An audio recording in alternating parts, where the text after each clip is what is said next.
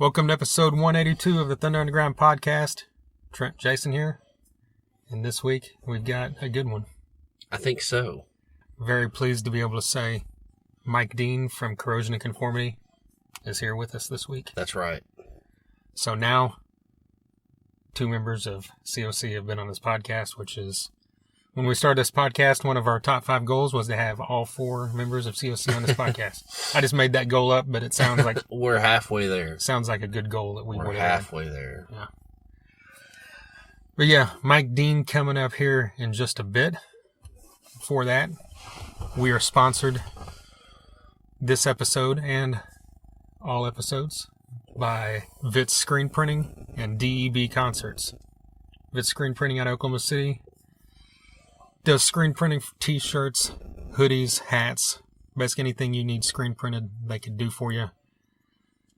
They do our t-shirts. They do a lot of band t-shirts. They do it for businesses. Anything that you've got that you need t-shirts of, these guys will do it. Great people, great business. VITS Screen Printing. Look them up on Facebook. Follow them. Get on their website. You can order anywhere.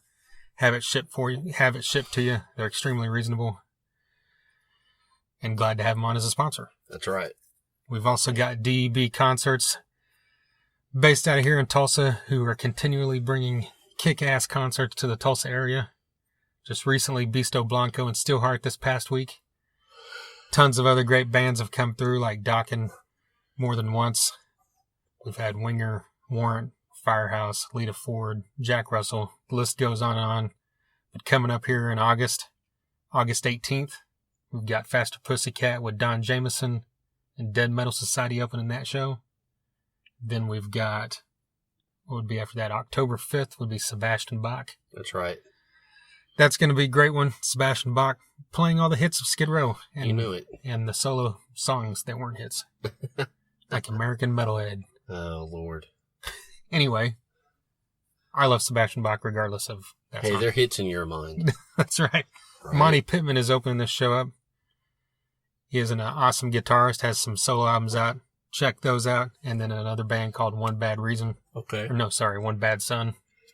And then we've got November 3rd, Kicks returning to Tulsa for the first time since who knows when. I think it was Rocklahoma. Well, I said Tulsa, not Oklahoma. Oh, that's right. God knows when the last time they were in Tulsa. back in the heyday, probably 92 or something. Yeah, something like that. Well, they're gonna strip the paint off the walls. It's gonna be a great show. That's right. They're gonna roll you in honey. I hope. I'm okay with saying that too. Whatever. Yeah, if Steve Whitman wants to do it, why not? That's right. With the voice and the rock and roll presence of that guy, you can do whatever you want to me. Okay, this just went off the rails too early in this show. Yeah, just way too early. Good Lord. That show has Sweat and Bullets and our good friends in Rocket Science opening that one. Nice. Then December 8th, LA Guns and Junkyard. That one's going to be killer. LA Guns has played IDO before.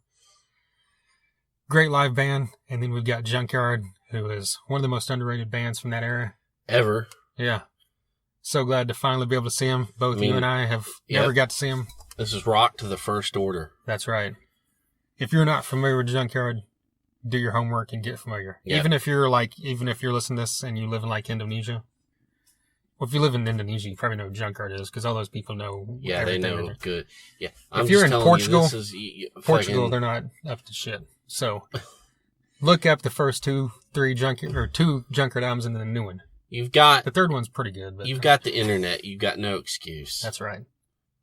So yeah, all these great shows coming up thanks to DEB Concerts.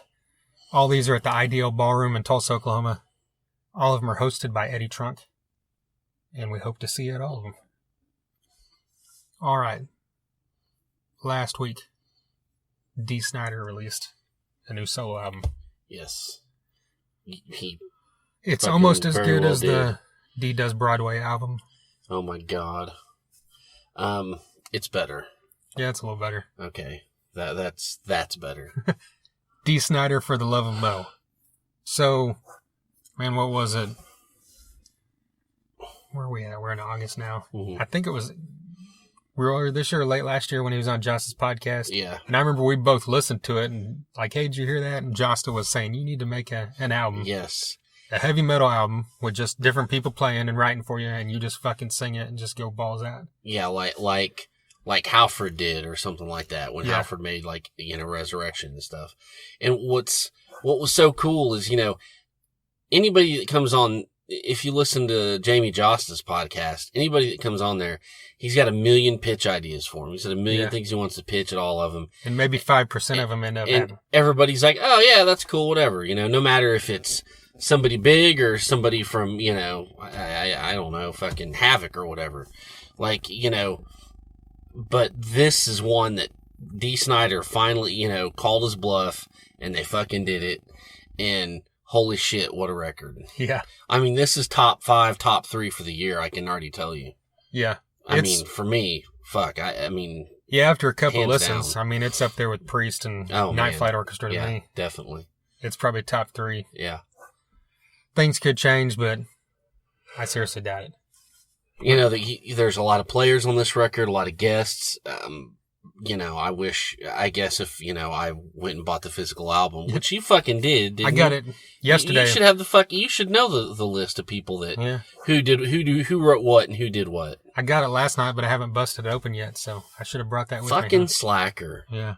I mean, Jesus, you've been doing nothing lately, let me tell you. I know. Just kidding. But we do know that Charlie, the guitarist from Toxic Holocaust, plays the majority of all the guitars. The drummer from Toxic Holocaust plays the majority. I think all the drums, actually. Yeah. And I'm trying to remember if he does the bass, too, or not. But, you know, and then there's some guests in it. Mark Morton plays on a song. There might be a couple other guest guitarists. But all the songs are written by different people. Joster, you know, wrote, obviously. Howard Jones from Light the Torch, formerly of Killswitch Engage, wrote a song. Mark Morton wrote a song. I think I'd read Doc Coyle wrote a song. Yes. I'm not definite on that. And then it sounds like Five Finger Death Punch wrote a song. I don't know.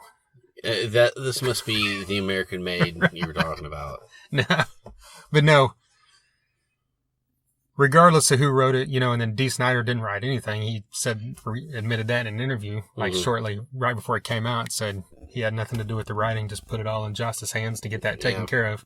Yeah. And we know Josta can do that because obviously all his shit's great. But then he's always had guest writers and he writes with other people. Did that song recently with Tommy Victor.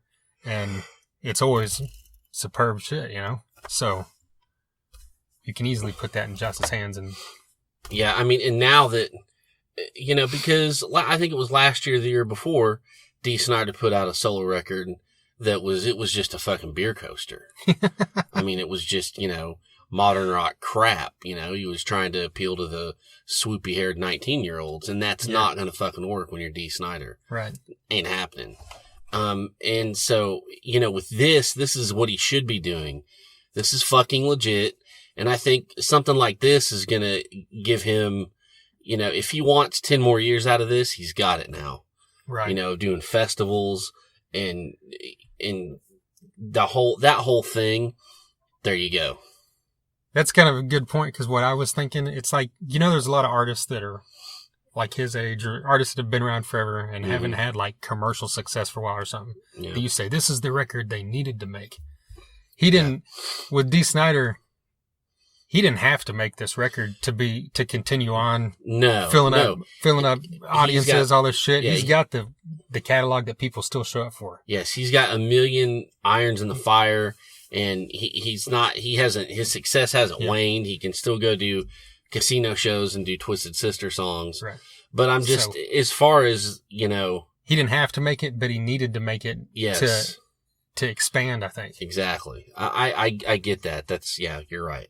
Because, you know, he could always been D. Snider and went out and opened for a lot of major acts if he felt like it. But now, with this record, he could go out and open for freaking Five Finger Death Punch or Avenged Sevenfold, and it makes sense. Yeah. Because all these songs are, you know, heavy, modernized, but still sound like badass and old school because of his voice. It's still metal. Yeah.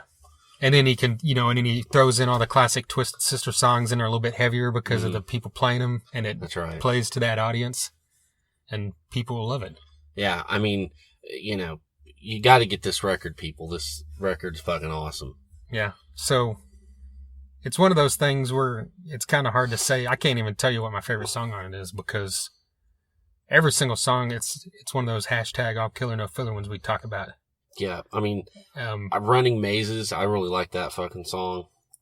Yeah, right off the bat, Lies Are a Business is probably one of my favorite songs. Yeah, but Become like you the said, Storm, I like that. Yeah, that one's cool because it's a little more melodic and less just straight up metal. Like a lot of these, there's riffs all over the place that are badass, but it's just pounding metal. And then a couple of these songs like Become the Storm and Dead Hearts with Alyssa from Arch Enemy, are a little more melodic. And well, obviously that one's like a ballad. And The Hardest Way with Howard Jones has his melody added to it with his amazing vocals. I mean, it's just, you can't, I don't know, you can't fuck with this record. American Made, like I joked about it, it's a cool song because it's him. It's one of those, it's the only song that like, I think if anyone else was singing it, I'm like, I probably wouldn't have been as into it. Yeah. But Dee Snider makes it cool, And then the final song, the title track, you listen to this and just like read those lyrics outside in your head. You almost, if anyone else was singing this would come off corny. Yeah.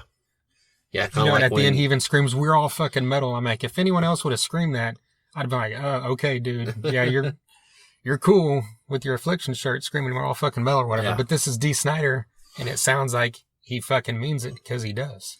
Yeah.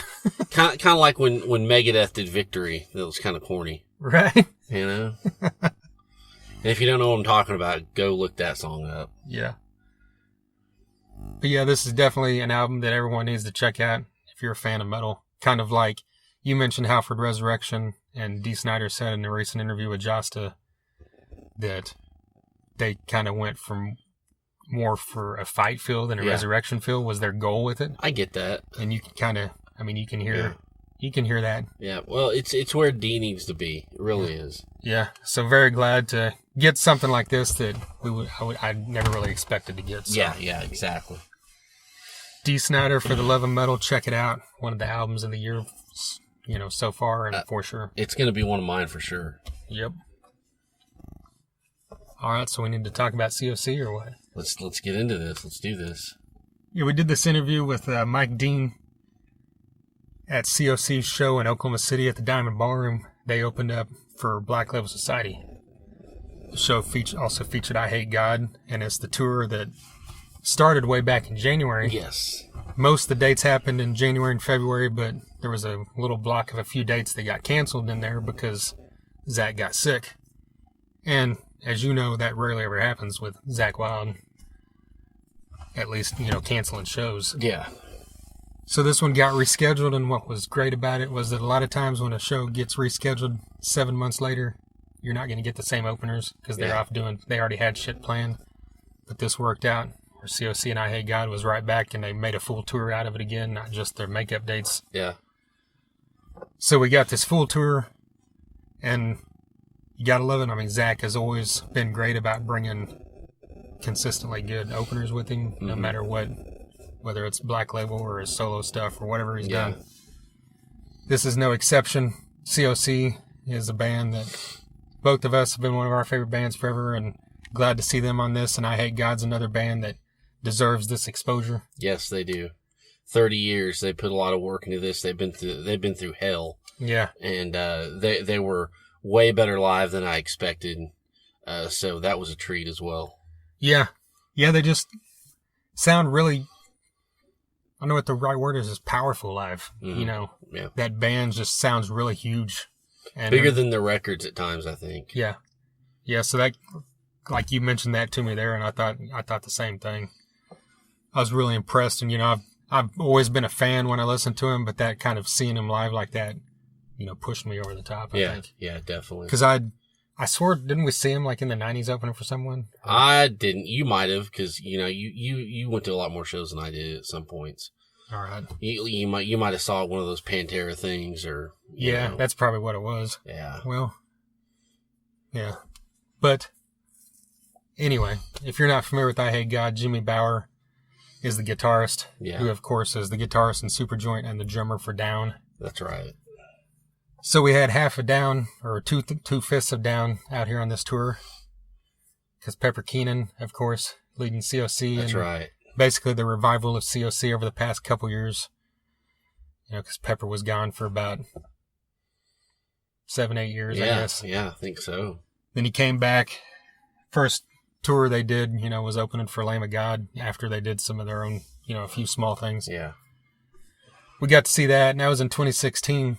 So, and you know, and ever since then they've been touring. They made this album, and here we are 2 years later, and they're still going strong, and they're still touring, and they're touring into next year from what I think they've said. Yeah. And he even said, well, he mentioned in this interview, and then Pepper mentioned on stage that headline U.S. tour in 2019. That's going to be awesome. So we'll be there. no signs of letting up. No. Yeah, I'd definitely travel for that because we got COC for, what was like 8 songs and 8 or 9 songs, and it was just, that band never ceases to amaze me. No, it was everything you'd want. You knew every song. It was great. Yeah. Yeah, they opened. They were fucking tight as a drum. Yeah. Yeah, but you look, I love, you know, Zakk Wylde's one of my favorite musicians of all time. I love Black Love Society. Yeah. But I walked away from that show, like COC just owned that place. Yeah, definitely. That's no offense to Black Love Society, because they're fucking great. Yeah. But I agree. I agree. Yeah, I every song. I think it's because, you know, we've just banged ourselves over the head so much with Zakk Wylde over the last 20 years, 15 years in Black Label Society. And we've done it to ourselves. We really have, you know, I mean, we're such fucking nerds for that. And now it's just like, it's, you know, I mean, without getting super deep into my theory, you know, I think that, you know, we've seen him a million fucking times, and it's like, we're not going to not see him, but it's just one of those, I don't know where I'm going, where I'm trying to go with this. So I think you kind of know what I mean. Right. Well, you don't go into it with the same expectation. We can talk through it here, you know? The same expectation and excitement from seeing a band that, you know, obviously we've seen a couple of times since they got back. We also saw them in Dallas at the Ride for Dime, but, you know, COC was pretty sporadic, you know, after the 90s, because once American Volume Dealer came out, we saw them on that tour, and then it was kind of a slow period in there before In the Arms of God. Mm-hmm. And then after that run, then that's when Pepper left, and then they did a couple of the hardcore albums. And he was off and down, so it's more of a thing now, you know, at least in our lives. I think that's what gets us more excited about that right now. Yeah. But yeah, I'd love to see a headline tour just to be able to see some more tracks, you know. I mean, this one, obviously, they didn't play anything off, well, they played, I was going to say they didn't play anything off Wise Blood, but they opened with, you know, a part of Bottom Feeder. Yeah. You know, that instrumental. Yeah. But go ahead. They played 4 songs off Deliverance, obviously, and they played 3 new songs, and then they, you know, played Vote with a Bullet, and then what else that's pretty much it, right? Yeah. And I mean, and hey, you know, Black Label Society was great. Zakk Wylde was awesome. Yeah, I mean, Suffering Overdue. I didn't think I was so glad I get to hear that song. Yeah. They, the curtain drops and there's just fucking lights and smoke and Zakk Wylde standing up there welling. I mean, what more can you fucking want? In his kilt like a fucking boss. Yeah. And they went into Funeral Bell. Yes. Did I even say Funeral Bell? Yeah. And I don't think I'd seen him play that since a couple, you know, tours after that came out. Yeah. But so that was great. And you got Blessed Hellride from that album too. Yes. And then, let me think. And then, you know, Spoken the Will. I was really glad to hear that on the set list. Personally, from a personal, you know, music geek standpoint, I was a little bummed that he didn't just sit down on the guitar or piano and play it. Yeah. He did it with the full band. And, you know, it wasn't like rocking. It was still piano based and with guitars and stuff. And, you know, it was a cool, you know, different, I guess. So that's always good. But just, I was just looking forward to it, and I just fucking love that song so much. The version on record is just, it's the best. Right. Yeah. And they played it, you know, on the Unblackened thing when we saw them. And yes, yeah. So I think that might have been how they did it there, too. I forgot, but... Yeah. God, why am I drawing a blank on that? You know, obviously they played a few new songs. Yeah. Man, I can't even remember the damn name of that song that was so... You know, the new album's freaking great. Yeah, it is. I mean, I love it. You know, Room of Nightmares, Disbelief, you know. But there's Here, I'm pulling this up right now. That's why I'm pausing. We're live, people. All That Once Shined. Yes. That's one of the new songs that they played, and that was just over the top amazing. So, for me, yeah, I mean, I've, ran my mouth before, just like, Zakk Wylde doesn't rotate his set list enough. Yeah. Obviously he sticks the same thing on tours, but I mean, even between tours, but I kind of ate my words on this one, because I think on this one there's, like you said, there's several songs in here that weren't on there the last couple times we saw them. So, well, what I appreciate about BLS and Zakk the last couple records is there for a while when he was just pumping shit out every year. I mean, it was just the solos were just how fast can I go? Just flurries, absolute flurries. And the last couple records he's getting back into he's getting back into something a little bit more meaningful, like his earlier work, right? Something a little bit more melodic and memorable when it comes to soloing, and I appreciate that right now about his work and what he's doing. So I mean, it's a great time to be a BLS fan, and that was a great show. Yeah, and Zakk fan in general, because we talked about before the last 2 or 3 years, he's because for so long he was 100% BLS. Yes. And then, obviously now he's working with Ozzy again. Yeah. And in between that, he's also... Zakk Sabbath. He did, Zakk Sabbath, more than several tours of that. Mm-hmm. Then he did the full, Book of Shadows 2 solo tour. Which is great. Then he did Generation X the year before last, and that's coming back later this fall as well. So, I mean, he does the Jimi Hendrix thing every year. So, I mean, you can... If you're a Zakk fan, there's no shortage of chances to be able to see him in different capacities, Yeah. Oh, yeah. But yeah, Mike Dean talked to us for a little while before the show, and extremely cool. Very glad to be able to talk to him, one of the original members of this band. That's right. Along with Reed and Woody. And speaking of Reed, like we mentioned, we had him on this podcast a couple years ago, so go back and look that one up. Definitely. If you have not heard it. And I have not listened back to the recording of this. We're recording this before we're putting it together, obviously. So I'm not sure how windy this thing sounds. Hopefully it's listenable, because we've had some in the past that with the wind it's still fine, but then we've had other ones where it was a little rough to get through. Dicey. But bear with us, it's a little under 20 minutes and he says some cool stuff. So even if it's popping in your ears, power through it for us. That's right. That's right. We appreciate it. Yeah, because we had to do this outside because they didn't have a green room. Yeah, there's no green room. There's stuff going on in the bus, and there wasn't anywhere else to do it. And I was standing over by the venue that where there was like blockage from wind. There was generators and all kinds of noisy shit. So we took a hike back out to the tree line there, which I'd never been back there, so that was cool. That's it's. Podcasting at its finest. That's right. Whatever we got to do, we'll do it. Yeah. Before last week, I'd never been able to say I went on a hike in Oklahoma City, flatlands with fucking Mike Dean, so now I can. Exactly. All right, let's get into this. Here's Mike Dean from COC.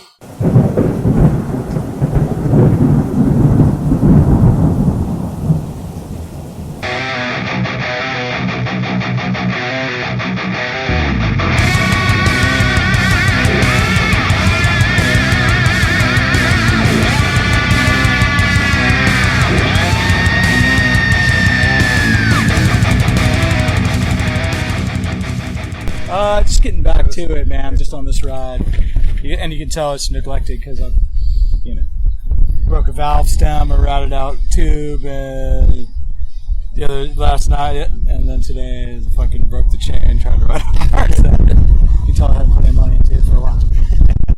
It's a little windy. No Cross, No Crown's been out about 7 months now. Yeah, and so people have had time to live with it. How are the reactions to the new songs when you play them live? There's just a couple, 2 or 3 we do live, and it's a real strong reaction because they're fun songs to play, and that carries over. I suspect people are familiar with it, but I'm really, I'm just kind of in my own world there, so I don't really know. But yeah, it's a good reaction live for sure. It's pretty much just like the Luddite and Wolf Named Crow, occasionally like Little Man that we bust out. Okay.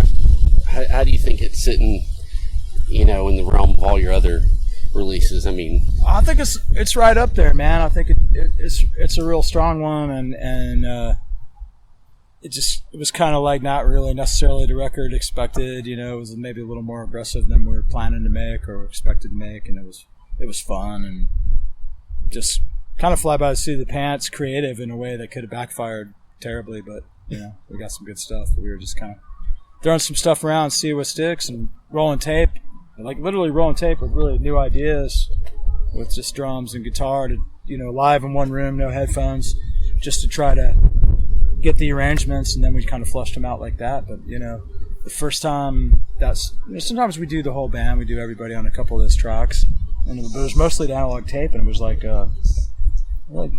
the first time we played it right and something happened, we got it on tape then, so that's got like a certain feel to it. Yeah. It's not like over rehearsed. I mean, a lot of great bands, a lot of great musicians going to make a record and over prepare too away and think about it too much, and it kind of turns into a snooze fest. So we didn't want that. I'd rather err on like slightly sloppy a little bit, within reason than kind of. Because these days with computers and all the time in the world, you can really make some stuff start. Right. Yeah, you can get too clean. Yeah, I'm not. They're all great tools and they have their place, but Yeah. Well, it seems like from when you guys started talking about making the record to when you actually finished it was a pretty long span of time compared to back in the day. So, like, how was that compared to, say, in the 90s where you would just go in and knock it out in a month or something? Well, we gone some long time. Some pretty long times in between recordings over the years, but that was just mostly due to the fact that we hadn't played with Pepper for a while, so we were planning on making a record. We had a record deal. It was all set to go, but we kept getting offers to play.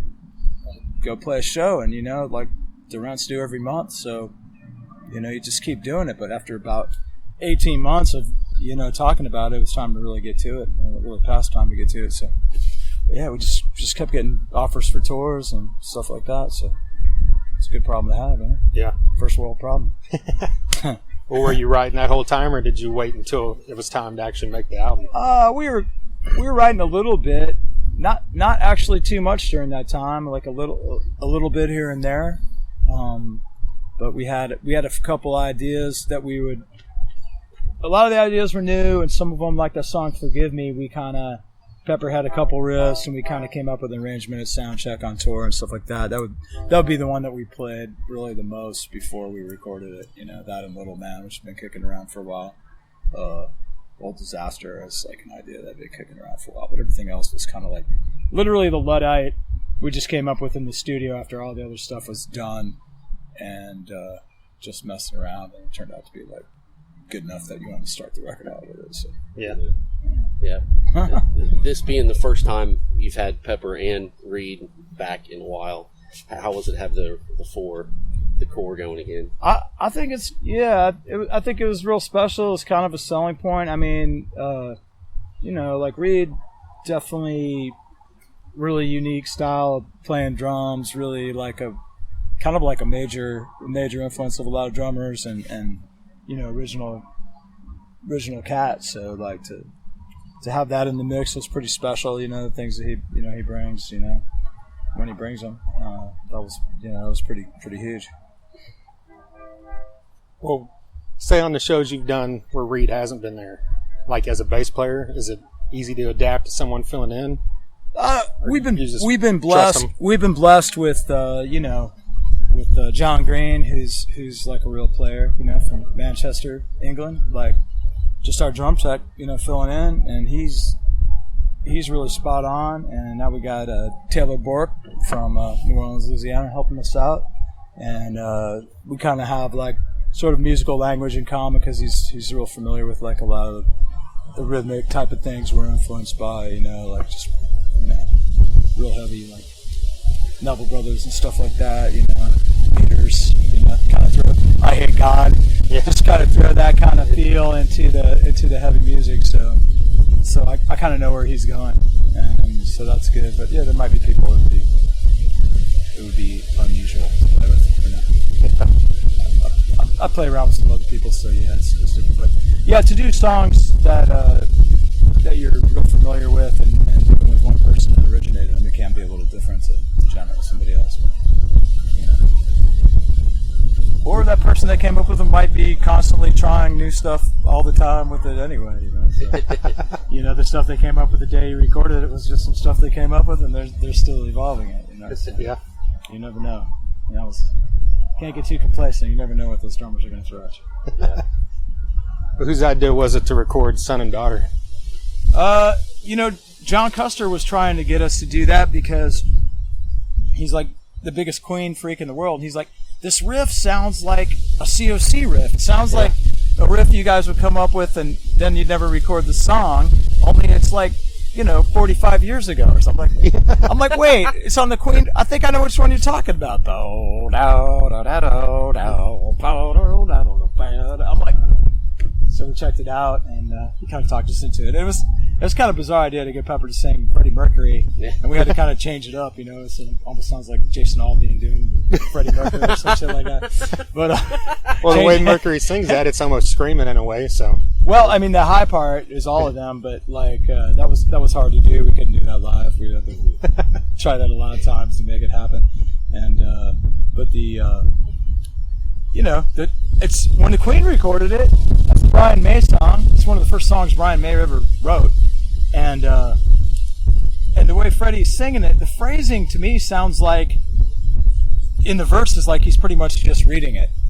It's kind of like conversational. I call it conversational cabaret phrasing. You know, it's very to get somebody like Pepper to try to do that. You know, he wants to put it more in the pocket, and so it took a little playing around with it. That's a bad riff. It's a bad song. Queen is just one of the greatest rock and roll bands of all time, and you know, and so much dug music. it, so Yeah, we got the official Queen tweet, which is Brian May saying, "Hell yeah!" We're like, "All right," but and then we couldn't resist the temptation to stack a bunch of harmony guitars before the solo that sounded a lot more like Day at the Races than Queen 1. yeah. But you know. well, yeah. When you go back and listen to the Queen song, it's like it almost sounds like, was this the original doom metal song or something? You know? Well, to me, it's like very akin to Sabbath or something. Yeah. Yeah. Yes. You know, it's a little more straight bluesy to some degree, and then you know the singer's a whole other category. But but it's you know like when they're playing it live, some of that early stuff they kind of had that intensity, you know. And it's like, I think they're overlooked by they're overlooked by some of these macho fools just because. But I mean, you know, it's rad stuff. Yeah. Well, earlier you mentioned John Custer. I mean, you guys have worked with him so much. What makes him the go-to guy for you guys? Well, I mean, primarily he's just got a good musical perspective. If he plays something, his modus operandi is like, that's cool, but wouldn't it be better if you moved it down here and you kind of played it a lower fifth for this part? And what if you took it into this other inversion? You know, he's just like. Kind of takes some of the things we have that are good and lets them slide, and then some of the things we do that might be obvious, he's like, well, why don't you do something less obvious? And in terms of just a consistent ear for quality control, he can do it in a way you feel comfortable without kind of invading on your artistic process, and he can float some ideas, you know, in a way that's not threatening. You're like, okay. And I think he makes Pepper feel pretty comfortable tracking vocals, you know, knowing if that guy's like, you know, Pepper would be like, oh, I didn't do that. He'd be like, no, you did it. You can believe it. So it makes that whole process that can be fraught with either doubt or false doubt, or like confidence or false confidence, you know, there's a lot of pitfalls. It makes that process like pretty matter of fact, because it's a couple, you know, it's a pair of really good ears that you trust, you know. But largely the best thing about him is like when it's happening, he's very hands off and just like, you know, lets it roll, doesn't take away from the forward process. And I think even more than when we first started working with him. I mean, they basically, my history of John Custer is like, I quit the band like after the hardcore type of days, you know, like 1987, and I went and did some crazy stuff and, you know, delivered some stuff on my bicycle in San Francisco and Philadelphia, lived in a squat and stuff. And then they kind of carried on. I didn't expect them to do anything. And then about 1991, they come out with this record, Blind. And I'm like, oh, okay, what's this all about? I put it on. I'm like, holy shit. They've successfully incorporated all these classic rock elements that we always talked about wishing we could do, or, you know, driving around in the van, even in the punk rock day, listening to all this, you know, Skinner and Sabbath and Tin Lizzy and stuff. And like, you know, kind of mix that with the, you know, the newer Bad Brains and all the kind of like their take on, you know, Dave Lombardo type drums and stuff like that. Just made this like insane record. Like, whoa, how did they do that? And I turned over, I'm like, produced by John Custer. I was like, I bet I don't know that guy. I heard the name, I know he's from Raleigh, but I bet that's got something to do with it. And then you flash forward just like 2 years later, and they kind of had a falling out with Carl and Phil, and they're asking me to get back in the band and play bass. And, you know, then I got to find out, you know, what it was all about. But I think just being exposed to that guy's level of expectation, especially on the guitars, you know, do it again, do it again, do it again, do it again. At first, they don't have, you know, it's not so much like that now, but it made those guys really examine things and raise their game and be you know, proficient in the studio. So. Right. Well, you mentioned the hardcore days like that, or the couple albums you guys did a few years ago. What's the process like for you as a three-piece compared to writing when you got Pepper in the band? Like, do you approach it differently or not? Yeah, absolutely. I mean, because it sounds different, obviously, but I mean, yeah, you know, I mean, if we're gonna do it with him, he's gonna be like the primary vocalist and all that, and then there's, so, you know, if it's a three-piece, I'm largely in like, what, you know. We all got riffs all day long that you can put together in a song, and we got stuff going on. So in the three-piece mode, it's like, well, I better get busy writing some lyrics and just knock this stuff out and do it, and that's fun, and that's fun to do, and it's a challenge. But, you know, in this mode, it's kind of about, all right, well, he's going to be doing most of the singing, you know, let's arrange the song, let's figure out, like, where the groove on the bass is, you know, all that, and just, you know, make it happen. And either way, the last few things, you know, my role is kind of playing bass and engineering the record, you know, and just making shit happen. Trying to. We're all really just trying to serve a song, you know, in either format. You know, that's what it's about. It's about getting beyond your personality and your ego, and like, okay, how do we advance this agenda, which is, you know, pretty much song by song. Right. You know? Yeah. So. Well, you guys are scheduled to play the Loud and Heavy Fest that Cody Jinks is putting on, and that's like primarily mostly country bands. I know you and a Sword, It's but the Sword and us, yeah. man. So, like, is that the first time you guys have ever done anything like that? I think so. Yeah. Yeah. Yeah. I mean, I think that'll be pretty cool.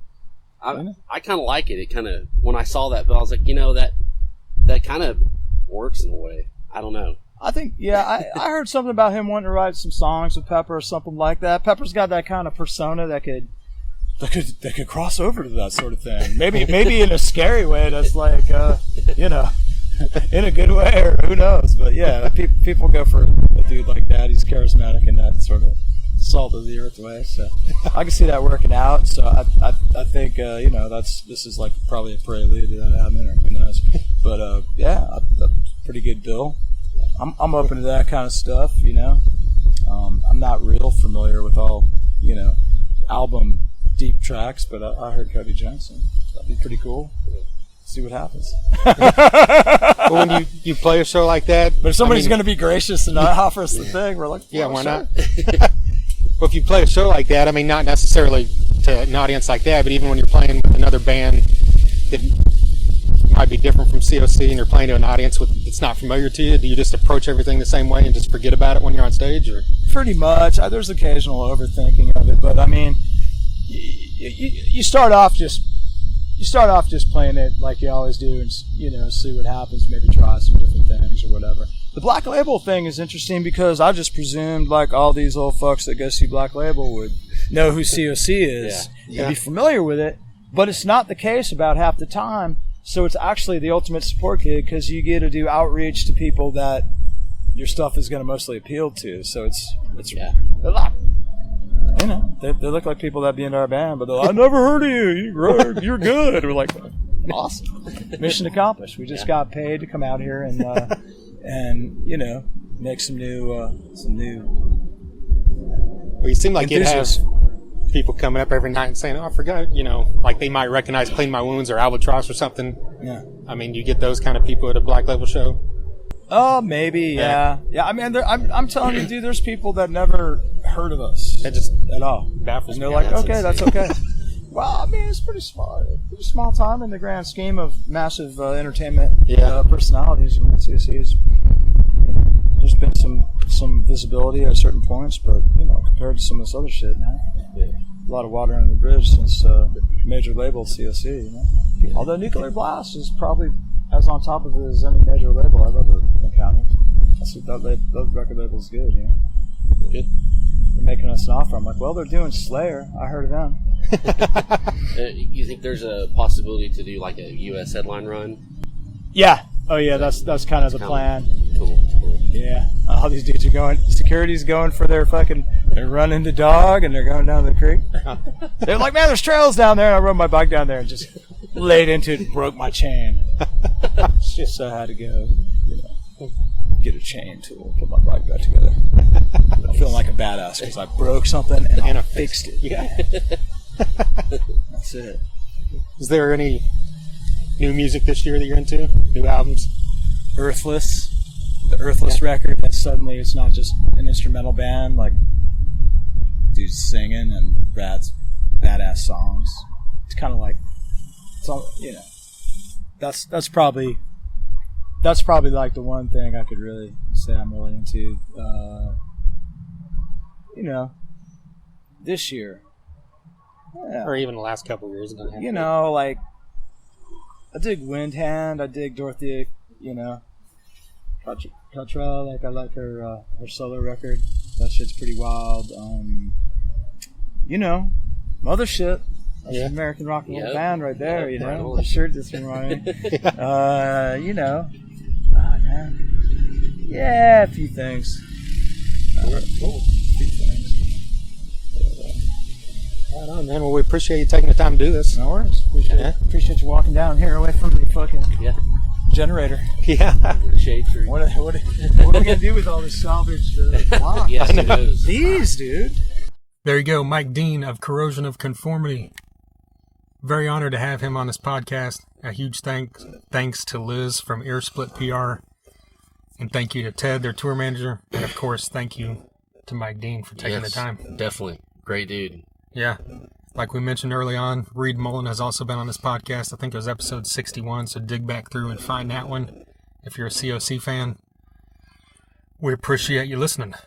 That's And right. If you have not picked up No Cross, No Crown yet, you need to do that because this record is fantastic. It's easily, I think it's going to be in my top 5 for sure. And I like that when he was talking about songs from the album, when he specifically mentioned some, he mentioned Forgive Me, Little Man, and Old Disaster. Yeah. And those are probably my 3 favorite songs on this album. See, there you The go. ones he pointed out. And, Wolf Named Crow, of course, is great. I mean, it's all direct line to his brain. That's right. That's what you got. Yeah, the wavelength You there. know? It's like, I know. That's why I love these songs. Hell yeah. Oh, But yeah, you people need to check this out. Listen to this whole album. Definitely. If you're a COC fan, you'll love it. That's right. That's right. And Trent, what is our email address? thethunderunderground@gmail.com. Well, then, people, if you went to this show, or if you got the D. Snyder record, anything, let us know. Let us know what you think. We want to hear from you guys more. Yeah. Yeah, you can comment on Facebook or email us directly. We'd love to hear your comments on any of that. Might even read it on the air. You never know. There you go. I mean, if it's hateful enough, we'll definitely read it on the air. That's right, because those are the best ones. Like this thing on Facebook. Like it wherever you listen to it, whether it be SoundCloud or iTunes or Google or Stitcher. Comment, subscribe, wherever. YouTube at The Thunder Underground. We've got most of them up on there as well. SoundCloud.com/Thunder-Underground. All these previous episodes you could dig through. We mentioned Jimmy Bauer earlier. He's been on here. Yes. Stephen Taylor from Superjoint has also been on here. Like we said, Reed Mullen. We've had on John Connolly from Seven Dust.